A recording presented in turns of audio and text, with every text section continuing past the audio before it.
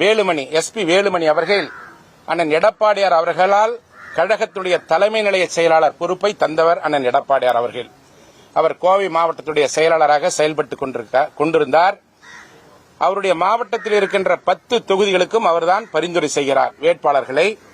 அவர் செய்கின்ற அனைத்து இந்திய அண்ணா திராவிட முன்னேற்ற கழகத்தின் சார்பிலே போட்டியிடுகின்ற வேட்பாளர்களை பரிந்துரை செய்த திரு எஸ்பி வேலுமணி அவர்கள் செய்த வேட்பாளர்களை அண்ணன் எடப்பாடியார் அவர்கள் வேட்பாளராக தலைமை கழகத்தின் சார்பிலே அறிவிக்கிறார்.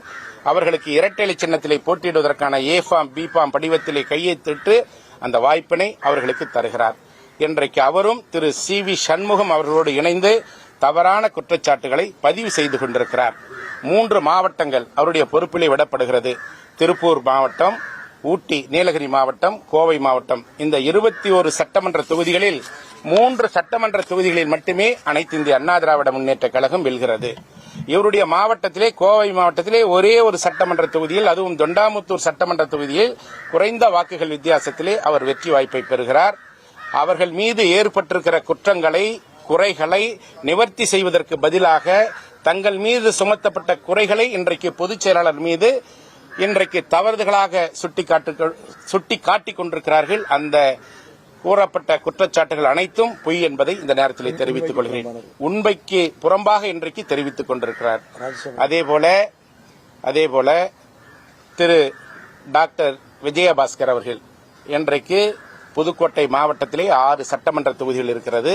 அந்த 6 சட்டமன்ற தொகுதிகளிலே கடந்த காலங்களிலே இருந்து இன்றைக்கு அண்ணன் எடப்பாடியார் அவர்கள் பொதுச் செயலாளராக இருக்கின்ற காலம் வரை அனைத்து இந்திய அண்ணா திராவிட முன்னேற்ற கழகத்தின் சார்பிலே போட்டியிடுகின்ற வேட்பாளர்களை அவர்தான் பரிந்துரை செய்து அந்த பரிந்துரையின் அடிப்படையிலே அண்ணன் எடப்பாடியார் அவர்களுக்கு வாய்ப்பு தருகிறார்.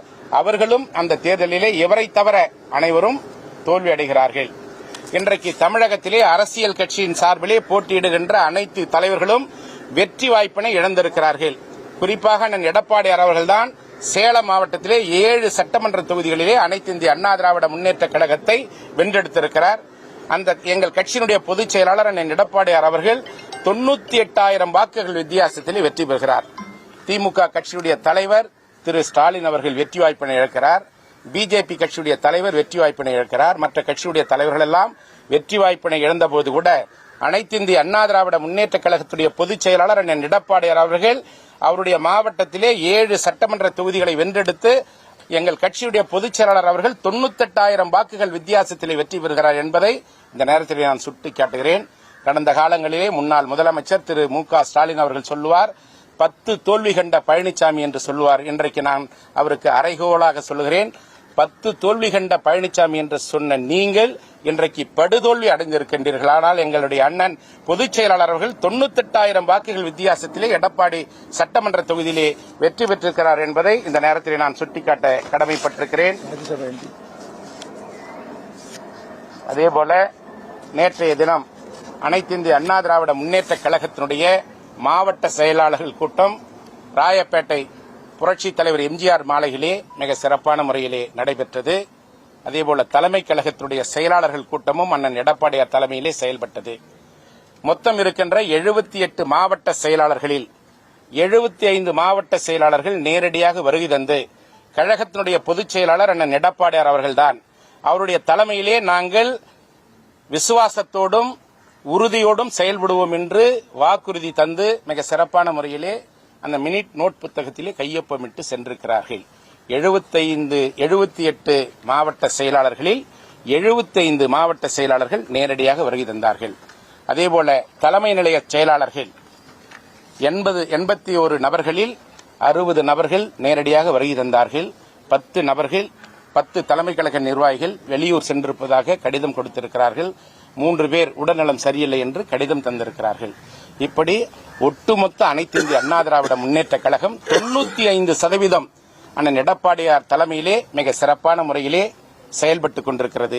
நேற்றைய மாவட்ட செயலாளர்கள் கூட்டத்திலே கூட அனைத்து இந்திய அண்ணா திராவிட முன்னேற்ற கழகம் தமிழகத்திலே எதிர்க்கட்சியாக மிக சிறப்பான முறையிலே செயல்படும். கழகத்தினுடைய பொதுச் செயலாளர் அண்ணன் எடப்பாடியார் அவர்கள் என்ன முடிவுகளை எடுக்கின்றார்களோ, இந்த இயக்கத்தை காப்பாற்றுவதற்காக, இந்த இயக்கத்தில் இருக்கின்ற தொண்டர்களை காப்பாற்றுவதற்காக என்ன முடிவுகளை எடுத்தாலும் அந்த முடிவுகளுக்கு அனைத்து மாவட்ட கழகத்துடைய செயலாளர்களும் நாங்கள் முழு ஆதரவு தருகிறோம் என்று அங்கே நாங்கள் உறுதியோடு தெரிவித்து வந்திருக்கிறோம். திரு சி.வி. சண்முகம் அவர்கள் ராஜ்யசபா உறுப்பினராக பணியாற்றி வந்தார். 30/6/2022 இருந்து அவர் ராஜ்யசபா உறுப்பினர். இன்னும் அவருக்கு 2 ஆண்டு காலம் அவருக்கு பதவி இருக்கிறது. இருந்தாலும் கூட நடைபெறுகின்ற சட்டமன்ற தேர்தலிலே போட்டியிட்டு வெற்றி பெற்றால் அண்ணன் எடப்பாடியார் தலைமையிலே அமைச்சராகலாம் என்ற பதவி ஆசையின் காரணமாக நாடாளுமன்ற மேலவை உறுப்பினரை அவர் ராஜினாமா செய்கிறார். ராஜினாமா செய்தால் மீண்டும் அந்த இடத்தை பெற முடியுமா என்ற சந்தேகம் இருந்தபொழுது கூட இயக்கத்தின் சார்பிலே ஒரு வாய்ப்பு கேட்கிறார் என்று பெருந்தன்மையோடு அண்ணன் எடப்பாடியார் அவர்கள் அந்த வாய்ப்பினை அவருக்கு தருகிறார். இன்றைக்கு நாடாளுமன்றத்திலே 5 நாடாளுமன்ற மேலவை உறுப்பினர் இருந்தால்தான் அனைத்து இந்திய அண்ணா திராவிட முன்னேற்ற கழகத்திற்கு அங்கே அங்கீகாரம் வழங்கப்படும். அந்த அங்கீகாரம் பெறுகின்ற வாய்ப்பு இன்றைக்கு இவரால் மறுக்கப்பட்டிருக்கிறது என்பதையும் இந்த நேரத்தில் உங்கள் மத்தியிலே சொல்லிக்கொள்ள கடமைப்பட்டிருக்கிறேன்.